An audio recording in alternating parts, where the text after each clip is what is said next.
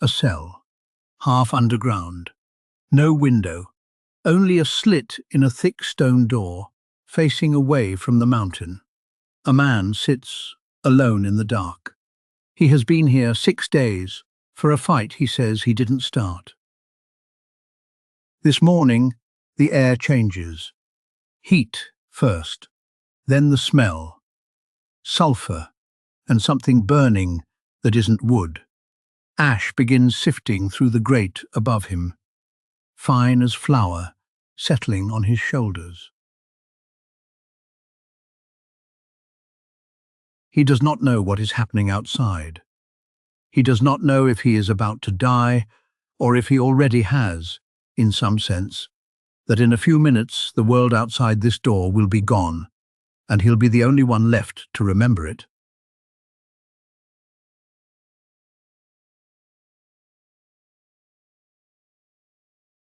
Two weeks earlier, they called it the Paris of the Caribbean. 30,000 people, a stone theatre with real opera seasons, cafes along a harbour crowded with ships from 3 continents. Saint-Pierre was the beating commercial heart of Martinique, rum distilleries, sugar money, streetcars, a botanical garden. People said it had more culture than colonies twice its size. The man in the cell had a name once, before the circus made him a legend, Louis-Auguste Saint-Paris, a dock worker in his early 30s. A few nights before the ash started, he was in a fight. He always said someone else started it. The record of what actually happened hasn't survived, only that he was arrested, and that the cell they put him in was thick-walled, half underground, built to hold one man. Above the city, 5 miles inland, a green mountain rises over everything, Mount Pelée. It had been quiet so long that nobody living in Saint-Pierre had ever seen it do anything at all. Governing all of it, Louis Moutet, the colonial governor, new to the post, with his wife at his side. A careful man, by every account, the kind who wanted problems solved quietly. Then, on the 23rd of April, the mountain exhales. A smell of sulfur drifts down over the rooftops. Ash, fine as talcum, begins to fall on gardens at the edge of town.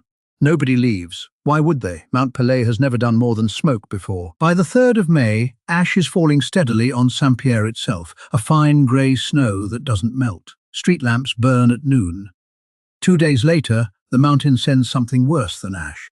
A wall of scalding mud and rock tears down the Rivière Blanche and buries the Guéroung sugar works whole. At least 23 people die there in an instant.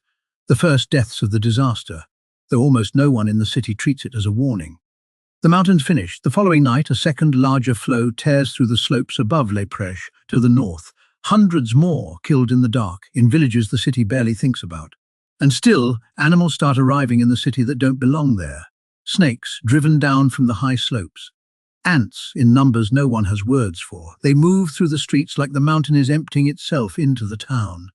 The governor convenes a commission of scientists to settle the question everyone is quietly asking. Their verdict? Saint-Pierre is not in danger. The mountain's lava, they reason, has never reached the city and never will. Bulletins go out reassuring the public. Nobody in that room has heard of a pyroclastic surge. In 1902, no one has a word for what's coming. Danger to them still means slow lava, something you can watch approach and simply walk away from. There's another reason to keep people in the city. An election is 3 days away, and officials need voters at the polls, not fleeing into the hills. Then, on the 7th of May, the neighbouring island of Saint Vincent erupts, an entirely different volcano on an entirely different island 60 miles south.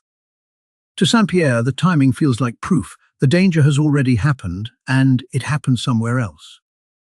Governor Moutet urges calm and stays in the city with his wife to prove there's nothing to fear. In the cell, Saint-Paris hears none of this. Only the guards and the ash falling outside, softer now, day after day, until it feels almost ordinary.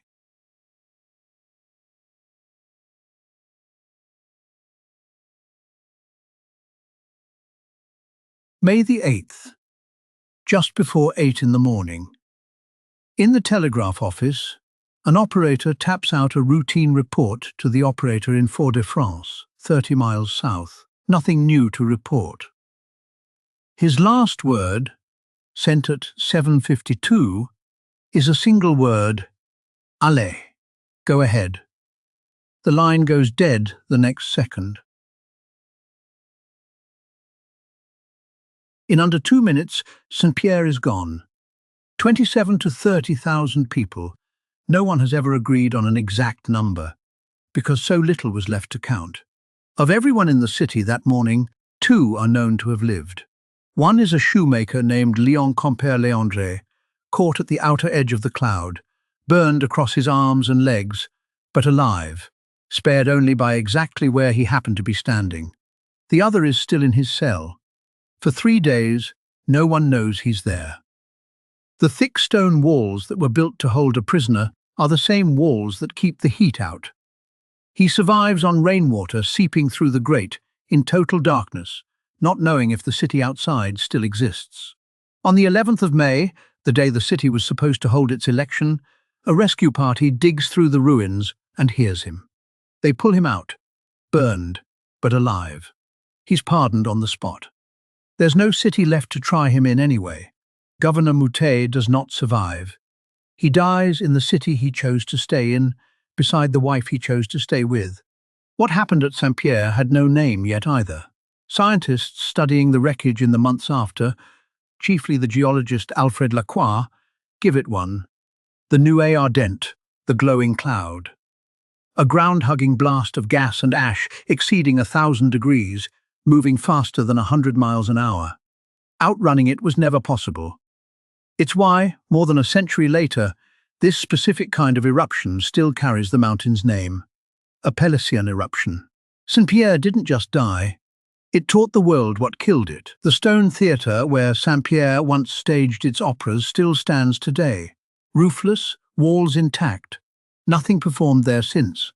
The city was rebuilt around it, smaller, and it never recovered what it was. Next time, a lake in Cameroon that killed nearly 2,000 people overnight, with no eruption, no warning, no sound at all. This has been erased from maps. Some places disappear from the world. They shouldn't disappear from memory.